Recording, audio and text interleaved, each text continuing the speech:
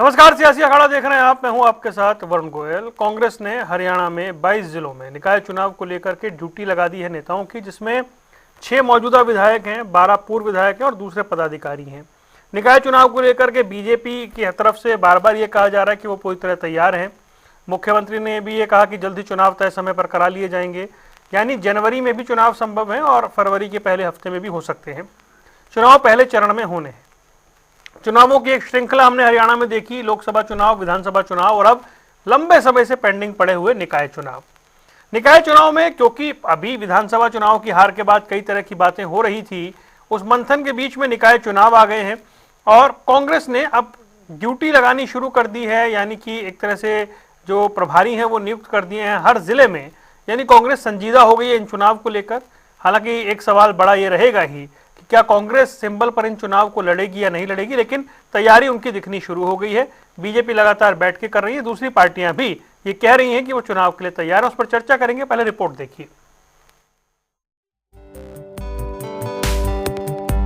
विधानसभा चुनाव के बाद अब निकाय इलेक्शन का दंगल शुरू हो गया। प्रदेश में सभी राजनीतिक दल चुनावी मैदान में उतरने के लिए ताल ठोक चुके हैं। कांग्रेस ने चुनावी धार देने के लिए 22 जिलों के ऑब्जर्वर की लिस्ट जारी कर दी। एक तरफ जहां कांग्रेस ने ऑब्जर्वर की लिस्ट जारी की, तो वहीं दूसरी तरफ ये माना जा रहा है कि कांग्रेस ने लिस्ट में एक ही गुट को साधने की कोशिश की है। लोकसभा और विधानसभा में जीत का स्वाद चखने के बाद बीजेपी निकाय चुनाव में भी विजयी रथ पर सवार होना चाहेगी। चुनावी जमीन को तैयार करने में नेता मैदान में उतर चुके हैं और जीत का दावा भी कर रहे हैं। निकाय चुनावों को लेकर तैयारी रेगुलर चल रही है। कोर्ट ने भी आदेश दिए हैं कि निकाय चुनावों को जल्द से जल्द कराया जाए। वो सारी प्रक्रिया चल रही है। तकरीबन 34 ULBs के अंदर निकाय चुनाव ड्यू हैं, तो उसके अंदर से 30-31 की प्रक्रिया को पूरा कर लिया गया और वो काम आगे बढ़ रहा है। जैसे ही वो पूरा हो जाएगा, जल्द से जल्द चुनाव करना है। विधानसभा चुनाव में मिली करारी हार के बाद कांग्रेस जीत का स्वाद चखने के लिए एडी चोटी का जोर लगा रही है। कांग्रेस पार्टी ने अपने वरिष्ठ नेताओं को इसकी कमान तक दे दी है। रोष मार्च किया गया, विभिन्न मुद्दे थे, जैसे मणिपुर का है, किसान बैठे हैं। निकाय चुनाव में बीजेपी कांग्रेस के अलावा अब जेजेपी भी चुनावी मैदान में उतरने के लिए बेताब है और पूरे कॉन्फिडेंस के साथ जीत का दावा कर रही है। निकाय के लिए हम तैयार हैं और उत्सुक हैं कि जल्दी चुनाव हो, शहर के लोगों को रिलीफ मिले। चुनाव होगी, लीडरशिप आएगी, लीडरशिप ही फायदा कर सकती है। अगले साल यानी कि जनवरी फरवरी में होने जा रहे निकाय चुनाव का शोर शुरू हो चुका है, लेकिन अब देखना ये होगा कौन जीत का स्वाद चखेगा और किसे हार का मुंह देखना पड़ेगा। डेस्क रिपोर्ट, जनता टीवी। कई खास मेहमान हमारे साथ जुड़ गए हैं। प्रियदर्शनी प्रवक्ता भारतीय जनता पार्टी, वेद प्रकाश विद्रोही जी कांग्रेस का पक्ष रखेंगे, अनु सूरा इंडियन नेशनल लोकदल से हैं, वीरेंद्र शर्मा आम आदमी पार्टी से हमारे साथ जुड़ेंगे। आप सभी का स्वागत है। प्रियदर्शनी, सबसे पहले मैं आपसे जानना चाहूंगा, क्योंकि कांग्रेस की ओर से तैयारियां शुरू हो गई हैं, दूसरी ओर आप लोग भी कह रहे हैं कि आप तैयार हैं। ये लगातार तीसरा चुनाव होगा। अगर हम ये कहें कि विधानसभा चुनाव में आप जीते, लोकसभा चुनाव बराबर रहा, तो फिर क्या निकाय चुनाव फाइनल मान लिया जाए 3 मैच की सीरीज का? वरुण जी, आपको सादर प्रणाम जी, और यहाँ पे बैठे हुए चैनल में सारे प्रवक्ता को भी मेरा सादर प्रणाम। देखिए, निकाय चुनाव जो होता है वो बेसिक लोकल मुद्दों पे होता है और जनता हरियाणा की, मैं हमेशा से बोलती हूँ कि पॉलिटिकली बहुत ही अवेयर जनता है और उन्हें कहीं ना कहीं पता है कि डबल इंजन की सरकार है तो आज हरियाणा में खुशहाली है, तो ट्रिपल इंजन की सरकार रहेगी तो हरियाणा में ट्रिपल खुशहाली रहेगी। और यही कारण है वरुण जी कि निकाय चुनाव में हम आश्वस्त हैं कि जिस तरीके से हमने अपना परचम विधानसभा चुनावों में लहराया है, हम उसी तरीके से अपना परचम जो है वो लहराएंगे अपने निकाय चुनावों में। दूसरी बात कि देखिए, इनका कांग्रेसियों का हारने का सबसे मुख्यतः कारण क्या था? संगठन का ना होना। आप देख सकते हैं कि अभी भी इनके अंदर कितनी आंतरिक जहर उगला हुआ एक ही गुट को दिया जा रहा है। मतलब अभी भी सब कुछ लुटा के भी ना होश में आए सनम वाला हाल है इनका। सब कुछ लुट गया, बर्बाद हो गया, खत्म हो गया आज कांग्रेस का। आज कांग्रेस को कोई पूछ नहीं रहा है। हरियाणा में खत्म हो चुकी कांग्रेस को। उसके बाद भी इनके यहाँ गुटबाजी खत्म नहीं हो रही है। जहां तक हमारी बात करें, हमारा सदस्यता अभियान चुनाव खत्म हुआ, उसके बाद हमारा संगठन काम करने पर लग गया। इनका तो संगठन ही नहीं है। आप ये देखिए कि हमारे संगठन में हमें दिया गया कि हमें 50 लाख मेंबर बनाने चाहिए। बहुत जल्द हम उस प्रक्रिया को भी खत्म करने वाले हैं। हमारे यहाँ चुनावों के लिए जो समीक्षा करेंगे, जो ऑब्जर्वर हैं, वो भी बना दिए गए हैं और उसके वो अपने काम में लगे हैं। लगातार मीटिंग्स हो रही हैं निकाय चुनावों के लिए। और मतलब जो एक प्रोसेस बिना है, संगठन जिस के तरीके से 37 सीट ले आई कांग्रेस, सबसे मजबूत विपक्षी दल बन गया वो, 37 सीट ले आए बिना संगठन के। बिना संगठन के 33 सीट ले आए। 37। आप इनसे पूछिए, लीडर ऑफ ऑपोजिशन मिला है? आज तक हरियाणा को लीडर ऑफ ऑपोजिशन नहीं मिला है। आप ये सोचिए गोयल साहब कि आज तक हम लोग भी वेट कर रहे हैं, हरियाणा की जनता भी वेट कर रही है। नोटिस भी दे दिया था हुड्डा साहब को कि कोठी खाली कर दीजिए। कोठी खाली नहीं की, 15 दिन का नोटिस दिया था, अभी तक कोठी खाली नहीं हुई है। तो आप ये देखिए कि कांग्रेस में कितनी गुटबाजी है। यही गुटबाजी दोबारा इनको ले डूबेगी, यही चीजें इनको दोबारा ले डूबेंगी। जिस तरीके से इन्होंने बाबा भीमराव अंबेडकर का अपमान किया, आज ही की खबर है ये, और जिस तरीके से इन्होंने तो लोकतंत्र की धज्जियां उड़ा दी। इन कांग्रेसियों ने तो लोकतंत्र की धज्जियां उड़ा दी। आप ये देखिए कि किस तरीके से राहुल गांधी, इसको निकाय चुनाव पे रखते हैं फिलहाल, प्रियदर्शनी इसको निकाय चुनाव पे रखते हैं, ठीक है। नहीं नहीं, वो ठीक है, लेकिन ये देखिए ना, लोग तो यही देखेंगे ना, लोग तो यही देखेंगे निकाय तो हम चुनाव। दिखाई रहे हैं सुबह से भी, कल रात भी यही था, सब कुछ यही चल रहा है। वो तो नहीं देखिए ना, गुंडों को बोलिए कौन बोलिए। वोट देगा? देखिए, एक तरीके से आप क्रिमिनल एक्टिविटी कर रहे हैं, आपको कौन वोट देगा? लोगों को डर रहेगा कि हम अपने पार्षद के पास जाएंगे, पता नहीं मार दे, पीट दे। जब सांसद को मार पार्षद तो बड़ा सकते, तो हमें स्थानीय भी मैटर हो पीटा जा जाता सकता है। ठीक है, वेद प्रकाश विद्रोही जी के पास में जा रहा हूँ। विद्रोही जी, इंचार्ज लगा दिए गए हैं सभी 22 जिलों में, और जिसमें 6 एमएलए और 12 एक्स एमएलए, जितनों को मैं समझ पा रहा हूँ वो नाम है। तैयारी के लिहाज से हम ये मान लें कि कमर कस ली है आप लोगों ने अब? जवाब देने से पहले छोटी सी बात कहूंगा, वो मैं छेड़ता नहीं। मेरे पास श्री मुकेश राजपूत जी का भी वीडियो है और श्री सारंगी जी का वीडियो है। पहले भाजपा नेता उनको देख ले। ये दुर्भाग्य है कि मीडिया ने एक बार सुबह दिखा दिया, फिर दिखाया नहीं। मुकेश राजपूत खुद कह रहे हैं कि राहुल गांधी ने धक्का नहीं मारा, पीछे से किसी ने धक्का मारा और मैं गिर गया उस धक्के से, और उसके बाद सारंगी जी पे गिरा, उनको चोट आई। सारंगी जी भी यही कह रहे हैं कि भाई मुकेश राजपूत मेरे ऊपर गिर गए, इसलिए मेरे को चोट आ गई। अब ये खुद तय कर ले। आप दुर्भाग्य है कि मीडिया ने ये क्लिप एक बार तो सुबह दिखाई, फिर नहीं दिखाई। अब आपके सवाल पर आता हूं। अब भाजपा के लोग कहते हैं हम खत्म हो गए। भाई अगर 40% वोट लेने के बाद भी अगर ये सोचते हैं हम खत्म हो गए, तो आज से ही मुख्यमंत्री के धनवादी दौरे शुरू हुए हैं।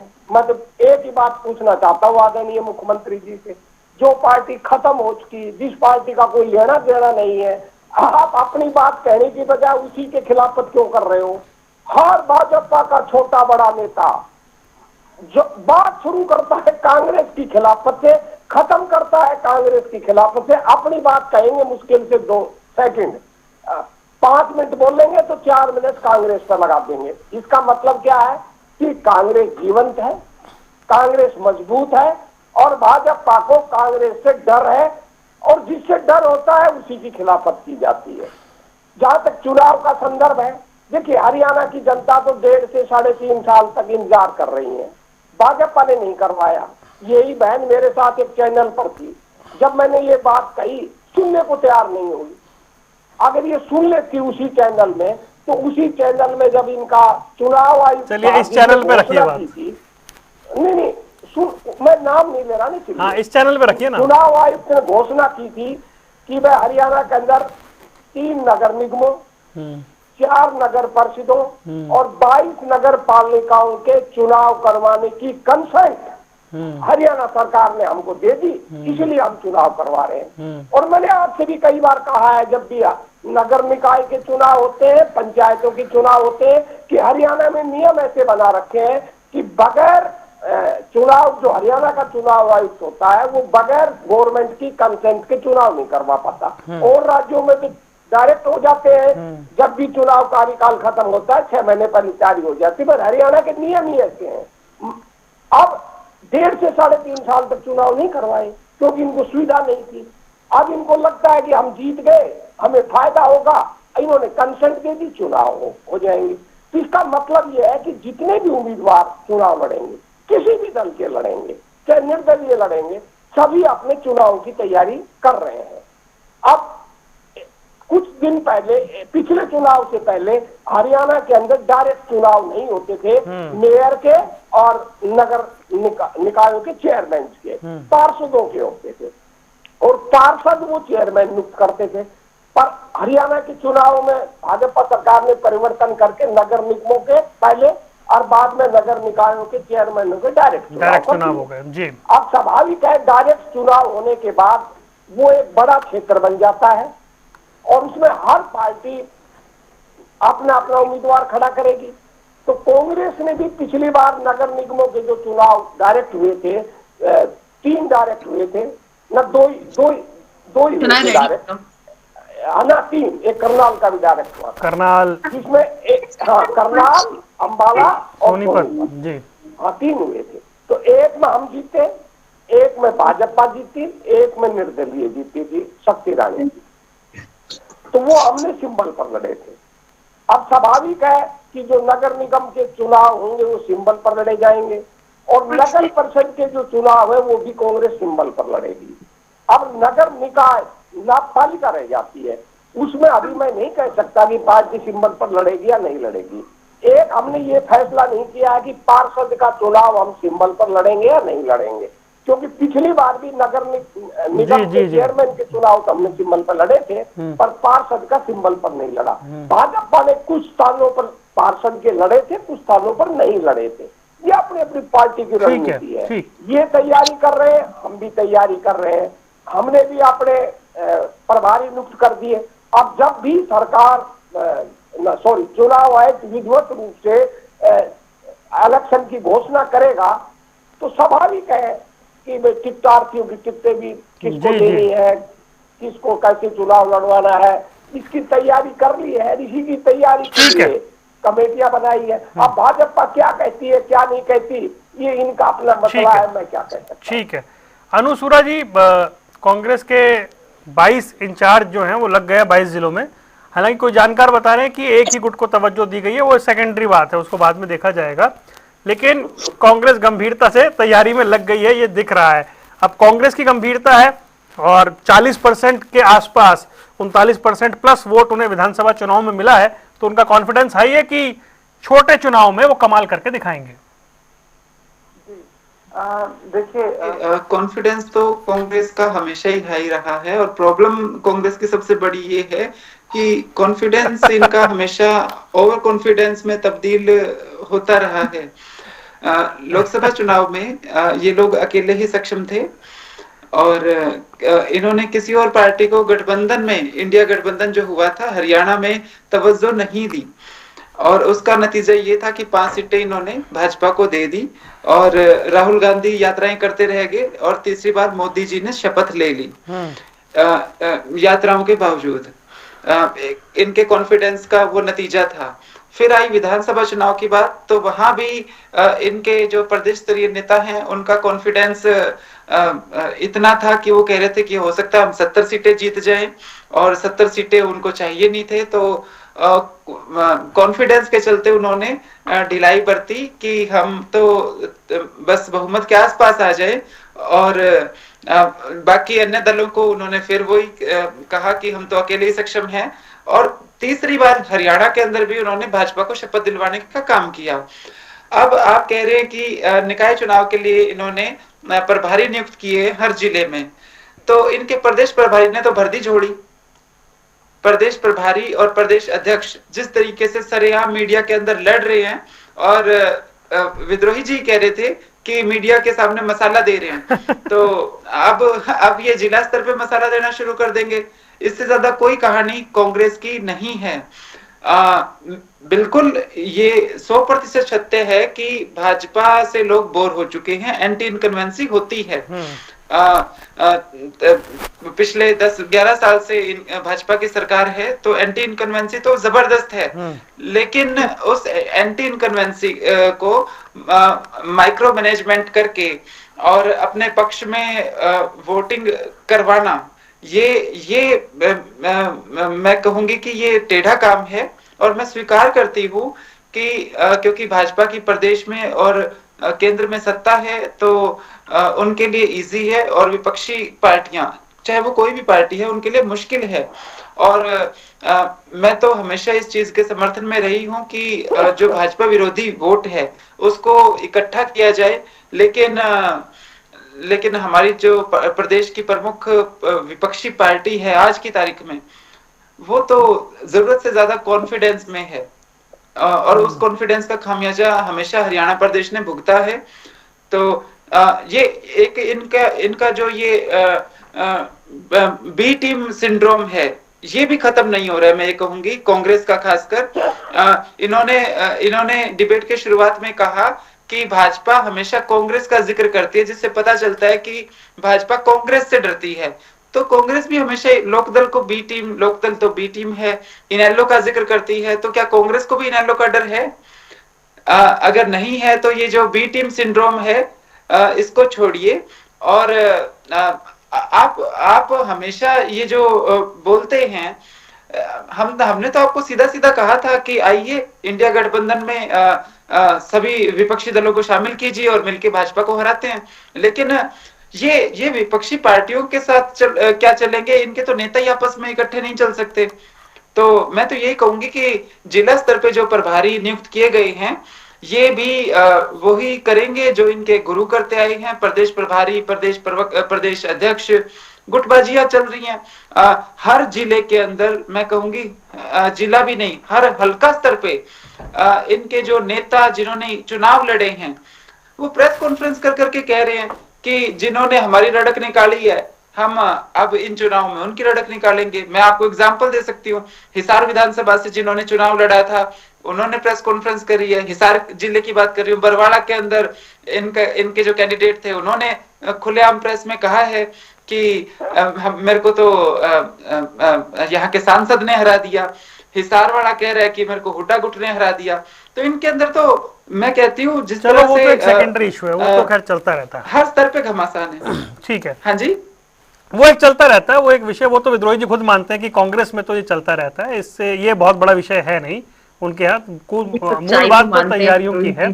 वीरेंद्र शर्मा जी, अब आपने अकेले चुनाव लड़ना है क्योंकि कांग्रेस के साथ आपका गठबंधन नहीं हुआ विधानसभा चुनाव में, और आपके लिए हरियाणा गेटवे ऑफ इंडिया, मतलब गेटवे जो है वो बना हुआ, ये एंट्री नहीं मिली, क्योंकि चाहे लोकसभा का चुनाव हो, चाहे उपचुनाव हो, चाहे विधानसभा चुनाव हो, ये चुनाव आपके लिए गोल्डन चांस है एंट्री करने के लिए।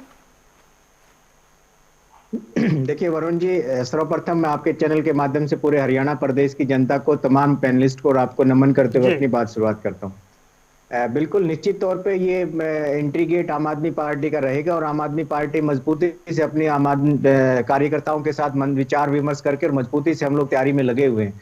और सबसे बड़ा संगठन हम लोग कह सकते हैं। फिर हो सकता है आप ये भी क्वेश्चन करें कि भाई बड़ा संगठन था तो लोकसभा और विधानसभा में हमने बहुत अच्छे एक सीट मिली और उसमें हमने फाइट अच्छी, बहुत बढ़िया वो कांग्रेस का वोट था। लेकिन जी लोकसभा में, दूसरा विधानसभा में जिस तरह की स्थिति पैदा हुई कि कांग्रेस पार्टी के आला कमान चाहती थी कि गठबंधन हो, लेकिन किसी वजह से इनके लोकल नेताओं ने नहीं किए होने दिया, तो वो नहीं हुआ। चलो कोई बात नहीं। लेकिन वरुण जी, आज जो सोचने वाली बात है वो ये बात है कि हरियाणा प्रदेश में 3-3, 4-4, 5-5 साल तक भारतीय जनता पार्टी ने जो निकाय चुनाव है उसको ड्यू क्यों रखा? इतने दिन तक इन्होंने वो चुनाव को लटका करके क्यों रखा? अगर ये लोकतंत्र में विश्वास करते हैं, अगर ये छोटी सरकार में बिलीव करते हैं, अगर ये एक आम जनमानस के समस्याओं के ऊपर अगर ये ध्यान देना चाहते हैं, तो गली की समस्या है, सड़क की समस्या है, सीवरेज की समस्या है, पानी की समस्या है, तो हरियाणा प्रदेश में 1400 ऐसे चुने हुए नुमाइंदे होने चाहिए थे प्रदेश के अंदर, जो इन्होंने उनको चुनने का मौका नहीं दिया। अब बहन जी कह रही थी कि नया एक वहां से संगठन निकलेगा, नई वहां से एक ऊर्जा निकलेगी, नए साथी चुन करके आएंगे। तो मैं तो ये मानता हूं कि वो साथी आज से बहुत पहले से चुन के आने चाहिए थे, जो इन्होंने रोक के रखे। तो वरुण जी, इसका सीधा सा मतलब ये है कि भारतीय जनता पार्टी जब अपना समय अनुकूल लगता है, जिस तरह से चंडीगढ़ में इन्होंने धांधली करने का प्रयास किया और धांधली की, पूरी दुनिया ने देखा कि किस तरह से समय अनुकूल है बीजेपी का, आपको लग रहा है जी? अब आपको लग रहा है बीजेपी के अनुकूल है समय? हाँ बिल्कुल बिल्कुल, देखिए ये सत्ता तंत्र में आ चुके हैं और हाँ, तंत्र का मैंने बहुत स्वीकार बढ़िया कर लिया। तरीके से सदुपयोग ये लोग करते हैं, तो इनका अनुकूल समय है इसीलिए। और दूसरा अभी भी मैं बता देता हूं कि अभी भी ये लोग नहीं चाहते थे, थोड़ा समय इनको और भी चाहिए था। मेरे को इंटरनल इनका फीडबैक है कि अभी वेट एंड वॉच की स्थिति थी, लेकिन माननीय हाई कोर्ट ने जब दिशा निर्देश दिए उसके बाद ही एक्टिव हुए हैं। उन्होंने उसके बाद इन्होंने इलेक्शन डिक्लेयर करने की कोशिश की है। इनेलो के समय में ये गाइडलाइंस जारी हुई थी लेकिन कि जब मुझे ऐसा इलेक्शन लगता है कमीशन आप लोग एनर्जी लगा नहीं पाएंगे, क्योंकि उसी टाइम आपको दिल्ली में एनर्जी लगानी होगी। देखिए हरियाणा प्रदेश का कार्यकर्ता हरियाणा में काम करेगा। हरियाणा प्रदेश में 1.5 लाख कार्यकर्ता हैं, वो धरातल लेवल पे वो लोग काम करेंगे। मैं ये बताना चाह रहा था कि इनेलो के समय में ये गाइडलाइंस इलेक्शन कमीशन को दी गई थी कि जब भी इलेक्शन कमीशन इलेक्शन करवाएगा तो सरकार से उसको पूछना होगा। तो उस गाइडलाइन के अकॉर्डिंग इन्होंने इलेक्शन को डिले किया, हाई कोर्ट ने इनको लताड़ लगाई और उसके बाद इन्होंने इलेक्शन की परमिशन दी। तो ये तंत्र को यूज करना चाहते हैं। दिल्ली की बात करूं तो इन्होंने कई हजार वोट कटवाने का काम दिल्ली के अंदर अपने तंत्र को एक्टिवेट करके किया है। चंडीगढ़ की बात, चले शर्मा जी आता हूं मैं आपके पास, अब ब्रेक हो गया जी, मैं लौटता हूं। प्रियदर्शनी, देखिए आरोप ये लग रहा है कि आप लोगों ने चुनाव डिले करवाए जानबूझ के, बहुत पेंडिंग किया, और अब आपकी सरकार आ गई तो आपको लग रहा है आपके अकॉर्डिंग मूड है, माहौल है, तो चुनाव करवा लें। पहली बात तो कि यहाँ पे हमारे कांग्रेस के साथी प्रवक्ता वेद भाई और हमारे शर्मा जी की बातें सुन के साफ ही पता लग रहा है कि लोगों ने तो पहले ही हार स्वीकार कर ली है कि जी हमने लेट करवाया, आज हमारे लिए अनुकूल स्थिति है इसलिए हम चुनाव करवाना चाहते। तो मैं थोड़ा सा मैं अपडेट कर दूं कि प्रक्रिया में भारतीय जनता पार्टी का कोई हाथ नहीं है। ये एक प्रक्रिया होती है जो कि डीसी ऑफिस से होती है, इसका एक प्रोसेस होता है। अब सुनिए उस प्रक्रिया को। उस प्रक्रिया में आप वार्ड बंदी करते हैं। अब वार्ड बंदी पे कोई ऑब्जेक्शन कर दे, मैं गुड़गांव की बात कर रही हूँ, गुड़गांव जिले की बात कर रही हूँ मैं, मान लीजिए निकाय चुनाव यहाँ पे भी पेंडिंग है, 1.5 साल से पेंडिंग है लगभग। अब ये बताइए कि वहां पे जब चुनाव डीसी के पास एप्लीकेशन की फाइनल वार्ड बंदी आई, उसके बाद दोबारा फाइनल आई, उसके बाद ऑब्जेक्शन उठा दिया हमारे एससी भाइयों ने कि भाई यहाँ पे जब आरक्षण है वो आप केवल सिर्फ 5 सीटों पे दे रहे हैं। तो ये भारतीय जनता पार्टी ने किया क्या? ये भारतीय जनता पार्टी ने किया? नहीं किया है। तो ये बताइए कि इस तरीके से ये ब्लेम गेम लगाने से तो नहीं होगा। उसके बाद ये ऑब्जेक्शन कोर्ट पे चला गया, उसके बाद कोर्ट ने संज्ञान लिया है, अब जाके जनवरी या फरवरी में चुनाव होंगे। तो मैं ये बोलने की कोशिश कर रही हूँ कि आधा अधूरा ज्ञान जनता को देना, क्योंकि इन लोगों को तो है वो पूरा ज्ञान, लेकिन आधा अधूरा ज्ञान जनता को देना, फॉल्स नैरेटिव जनता को देना, इसमें ये माहिर हैं।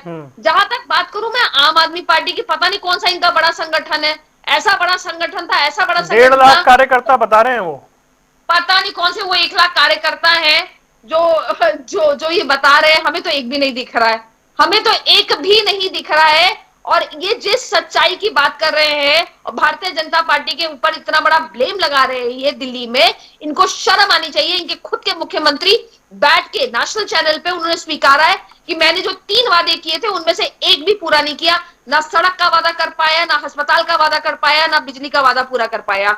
जो मैंने वादे करने थे वो कर नहीं पाया। आप और उसके बाद बोलते हैं कि जी एक बार और मुझे वोट दे दो। क्यों दे जनता इनको शीश महल बनाना बन दिल्ली पे चर्चा नहीं, दिल्ली पे चर्चा नहीं, हरियाणा पे। हाँ, हरियाणा पे आते हैं। तो जहां तक निकाय चुनाव की बात है, मुझे नहीं लगता कि आम आदमी पार्टी सिंबल पे भी चुनाव लड़ रही है, मुझे नहीं लग रहा है। तो इनके लिए तो ये औचित, ये डिबेट ही मेरे ख्याल से इनके लिए नल एंड वॉइड है। तो ये बात को इनको भूल जाना चाहिए। दूसरी बात कि निकाय चुनाव जो होता है वो लोकल मुद्दों पे होता है, जो लोकल मुद्दे जनता से जुड़े हुए होते हैं, जैसे कि सिवर का काम हो गया, गार्बेज का काम हो गया, ये सारी की सारी जो बेसिक सुविधाएं जन कल्याण के लिए होती हैं। लेकिन इनको ये नहीं समझ में आता है, इनके पास कैंडिडेट ही नहीं है। मैं बता रही हूँ कांग्रेस के पास कैंडिडेट ही नहीं है निकाय चुनाव में लड़ने के लिए। कांग्रेस के पास तो ज्यादा है प्रियदर्शनी, ज्यादा है कैंडिडेट, कोई नहीं है। मैं बता रही हूँ कांग्रेस इसी तरीके से ओवर कॉन्फिडेंस में रहती है। परेशानी है उनके पास नेता ज्यादा है, नेता ज्यादा है। हाँ भाई, नेता ही तो चुनाव लड़ेगा।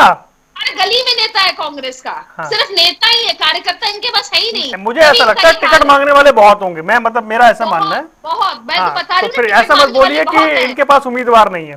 ठीक है, ठीक है, नहीं देखिए, नेता बहुत है लेकिन असल में जमीनी कार्यकर्ता इनसे पूछिए तो एक भी नहीं है इनके पास। एक भी नहीं है। और हमारे यहाँ तो जो मुख्यमंत्री है वो भी जमीनी कार्य ठीक करता है है। वेद प्रकाश विद्रोही जी, हमारी इनकी मुझे पार्टी में और हमारी ठीक पार्टी है में प्रियदर्शी यही जी, अंतर है, ठीक है बेसिक अंतर है।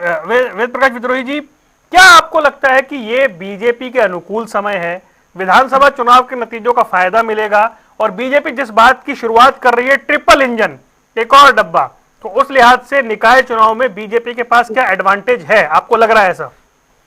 आपका सवाल का जवाब देने से पहले मैं दो बातों का जवाब दूंगा जी। मैं भाजपा प्रवक्ता जितना विद्वान तो नहीं हूँ, मैं एक साधारण व्यक्ति हूँ, पर जो थोड़ी बहुत मुझे हिंदुस्तान की कानून की जानकारी है, लोकसभा और विधानसभा की डिलिमिटेशन होती है, तो आप भी अच्छी तरह जानते हो, जो भी सत्तारूढ़ सरकार होती है वो एक आयोग नियुक्त करती है चुनाव से 2 साल पहले, और वो डिलिमिटेशन करता है लोकसभा विधानसभा चुनाव की। और जहां तक नगर निकाय और पंचायत चुनाव की डिलिमिटेशन की होती है, जिला परिषद और ब्लॉक की, उसकी डिलिमिटेशन के लिए जो प्रदेश सरकार होती है वो एक कमेटी नियुक्त करती है। जिस गुड़गांव की बहन बात कर रही थी, आपके चैनल पर डिबेट हुई थी, आप स्वयं मौजूद थे, भाजपा ने एक कमेटी नियुक्त की डीसी में, और जिसमें जो 3 गैर सरकारी सदस्य थे वो तीनों भाजपा के थे। और वहीं ये नियम ये है कि डिलिमिटेशन की कमेटी तब बनाई जाए जब 6 महीने पहले चुनाव का समय हो। अब इन्होंने चुनाव का खत्म होने के बाद डिलिमिटेशन की कमेटी बनाई, जो 6 महीने पहले बनानी चाहिए थी, इन्होंने वो बनाई 1 साल बाद। तो पहले तो इन्होंने यही बेईमानी की कि जो कमेटी 1.5 साल पहले बननी चाहिए थी वो इन्होंने 1 साल बाद बनाई, तो स्वाभाविक है देरी होगी। दूसरी बेईमानी ये की कि उसमें केवल मात्र भाजपा के सदस्य मेंबर बना दिए, तो वो अधिकार केंद्र में कौन होगा उस मेंबर का डिलिमिटेशन का, वो केंद्र सरकार के पास होता है। और स्टेट में, केंद्र में तो क्या होता है, वो सारा गैर सरकारी न्यायिक सदस्य होते हैं, जज। और स्टेट के अंदर क्या होता है, डीसी की अध्यक्षता में, और सोशल जो वर्कर के रूप में या नगर निकाय के वर्कर के रूप में पदाधिकारी नियुक्त होते हैं 3। तो उसमें पहले भी ये होता था कि प्राय 2 कर लिया करता था सत्तारूढ़ दल, 1 विपक्ष का कर लिया करते थे। इन्होंने क्या किया, सारे के सारे सरकारी कर दिए। अब इन्होंने नेचुरल इस तरह वार्डबंदी की कि इनको फायदा हो, तो स्वाभाविक है लोग कोर्टों में जाएंगे, वो डिले होना था। अब दूसरा बात आपने पूछा कि भाई सर क्या पूछा था आपने, माफ करना, क्या बीजेपी के अनुकूल समय है, एडवांटेज है उनके पास? देखिए मैं इस बात को तो हमेशा कहता हूँ, जिसकी भी सरकार होती है, ए हो, बी हो, सी हो, नगर निकाय चुनाव और जिला के पंचायत चुनाव, उसमें उसको एडवांटेज होती है। उसमें एडवांटेज क्यों होती है कि भाई मनमाने ढंग से तो वार्ड बना लेते हैं, उनको कहाँ बेनिफिट होना है। दूसरा, मनमाने ढंग से वो अधिकारी नियुक्त कर लेते हैं कि भाई किसको अधिकारी कहाँ नियुक्त करना है। दूसरा, जो समस्याएं होती हैं कि भाई कहाँ कहाँ हमें वोट नहीं मिलेंगी, तो वहां सरकार प्रशासन काम करवा देता है। और जो नागरिक सुविधाएं आपको 5 साल तक नहीं मिलती, वो चुनाव के पहले चुपचाप दे दी जाती है।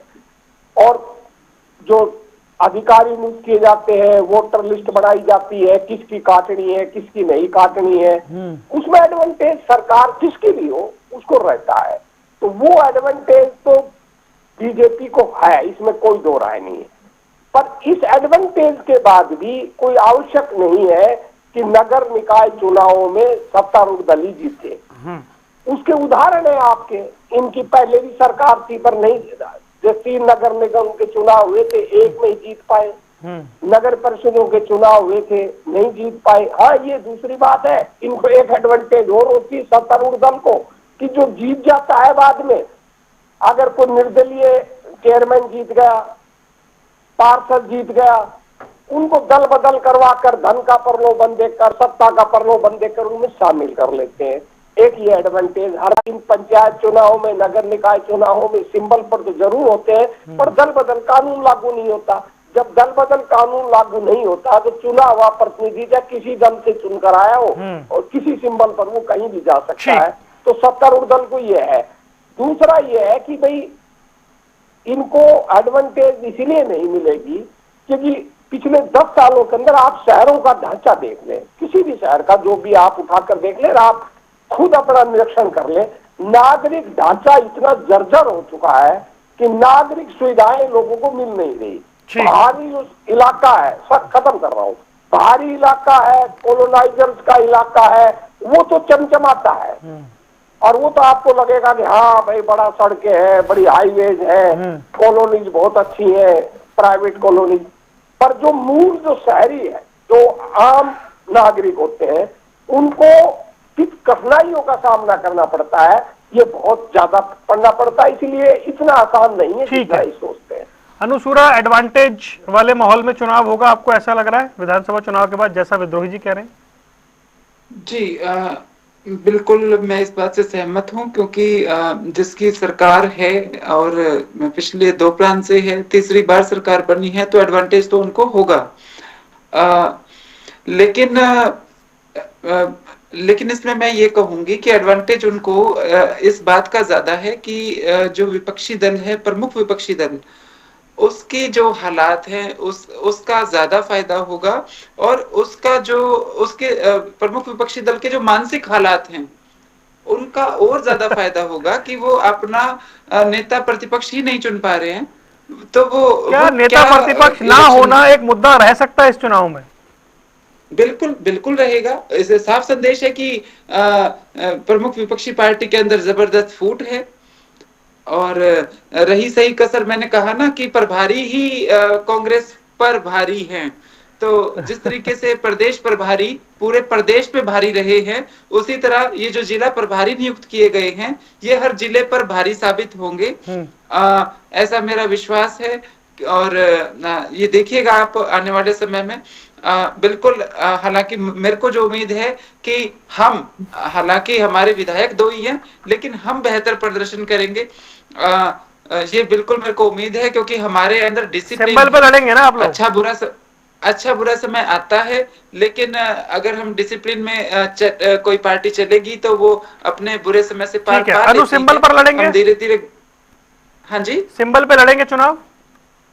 जी हाँ, इनेलो पार्टी सिंबल पे चुनाव लड़ेगी, और हमें उम्मीद है कि हम बेहतरीन प्रदर्शन करेंगे। ठीक है शर्मा जी, जल्दी से 2 छोटे-छोटे सवाल। एक तो ये कि सिंबल पे लड़ेंगे, ये तय है क्या? दूसरा ये, मान लीजिए नेता प्रतिपक्ष नहीं है, क्या ये उसका निकाय चुनाव से क्या लेना देना? क्या वो मुद्दा बन सकता है?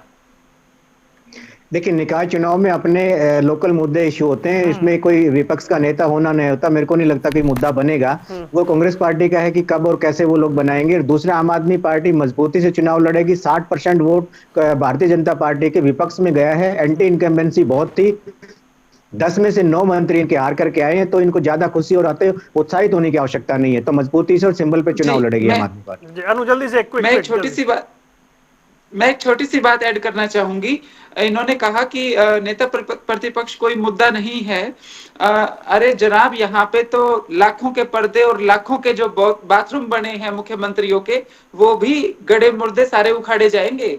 आप बात करते हैं नागरिक सुविधाओं की, तो जिस तरीके से दिल्ली के अंदर मुख्यमंत्री आवास में जो अय्याशियों में पैसा लगाया गया है, वो भी हम जिक्र करेंगे इन छोटे चुनाव में भी। इन्हें आप मामूली बात मत समझिए, कोई भी चुनाव मामूली नहीं होता है। थोड़ा सा ठीक कीजिए, ये आपका बोलने का कोई तरीका नहीं है। जिस तरह का शब्द आपने यूज किया, मैं कम से कम उसकी निंदा करता हूँ। वो सही नहीं है। आप चैनल पे बैठ के आप निंदा के अलावा कर क्या सकते हैं? जाके पर्दे तो उखाड़ेंगे नहीं केजरीवाल जी के?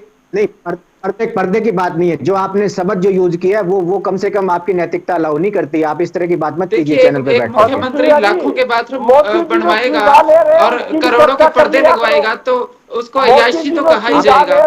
वो पूरे हरियाणा प्रदेश के अंदर कितने 5 स्टार अपने ऑफिस बनाए हैं, उनको कोई जनता का कोई दूसरा चुना हुआ नुमाइंदा यूज कर सकता है क्या? केजरीवाल के बारे में इसलिए नहीं बोलते कि चलो हरियाणा के अंदर ये पार्टी है ही नहीं, वरना केजरीवाल के चिट्ठे जब खोलेंगे तो आप कुछ बोल नहीं पाओगे। इन्होंने एक बोतल के साथ फ्री के अलावा किया ही क्या है? जल्दी से क्विक प्रियदर्शनी, जल्दी से मुद्दा क्या है भाई, जल्दी से बताएं। ये वाला मुद्दा तो नहीं है ना, हम डाइवर्ट तो नहीं हो गए निकाय के? तो आपकी परफॉर्मेंस मुद्दा रहेगा ना कि आपने निकायों में कैसा काम किया। 110% हमारी परफॉर्मेंस से ही मुद्दा रहेगा, और दोनों जगह हमारी सरकार थी और मेयर भी हमारे ही थे। तो बिल्कुल हमने जो परफॉर्मेंस दी है, आज उसी पे बेसिस पे हम निकाय चुनाव में आएंगे और कांग्रेस को मैं बोल दूं नाच न जाने आंगन टेढ़ा। अब उसके बाद मतलब ये तो ऐसी बातें करते हैं ना, ये कांग्रेस और आम आदमी पार्टी के, मैं प्रवक्ताओं की बातें सुन रही थी कि ऐसी ऐसी अजीब से बात कर रहे हैं। और अनु बहन ने बात बड़ी सही कही कि इनका मानसिक, कांग्रेस का बेसिकली मानसिक संतुलन खराब हो चुका है, इस समय बौखला चुकी है, उन्हें समझ ही नहीं आ रहा है। तो मैं आपको बताऊं कि देखिए इस हिसाब से तो जो इनका लॉजिक है उस हिसाब से तो 1952 में नेहरू जी कहीं की से शुरू सरकार हो जाइए, थी, तो बात आज जाके कांग्रेस पे 2024 में खत्म भी होती नेहरू है। जी की सरकार होनी चाहिए, नेहरू जी की सरकार होनी चाहिए टेक्निकली इनके चलिए, हिसाब से चला जाए मेरे तो। पास समय नहीं है। नहीं सर, मुझे एक नहीं विद्रोही जी, मेरा एक सवाल ले लीजिए छोटा सा। नहीं किया जा सकता है ना सर, एक लाइन नहीं देंगे तो अन्याय होगा। नहीं, अन्याय तो नहीं होने दूंगा, पर मेरे सवाल का जवाब दीजिए, क्या वाकई नेता प्रतिपक्ष ना होना मुद्दा बन सकता है निकाय चुनाव में? देखिए, ये चुनाव विशुद्ध रूप से स्थानीय ढंग से लड़े जाते हैं और स्थानीय ही मुद्दे होते हैं। और ये बहन कह रही है कि भाई हमारा मानसिक संतुलन बिगड़ गया। अब मानसिक संतुलन हमारा बिगड़ गया, सत्ता मद में चूर इन बहन का बिगड़ गया, जो ना तो कानून के विषय में कै जानती, न नियमों के विषय में कै जानती। अगर हमने जो नियम बताए हैं डिलिमिटेशन के, एक भी तथ्य गलत होते वो बताएं तो प्रॉब्लम है अब प्रकाश सच भाई सुनना का, इनको स्वीकार ये नहीं है, 1857 जानकारी में कुछ है पैदा नहीं। होके ठीक बार है, बार राज यही आपका बातें है, मैं बोलते स्वीकार करता हूँ। बार और बार आप यही बातें प्रवक्ता बोलते बन हैं, गई, हर डिबेट में आप दल आके बदल यही कर बात बोलते सत्ता हैं। का शासन खा रही है।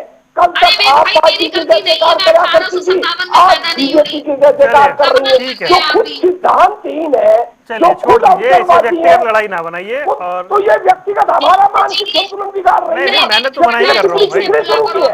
आपने इनको नहीं रोका।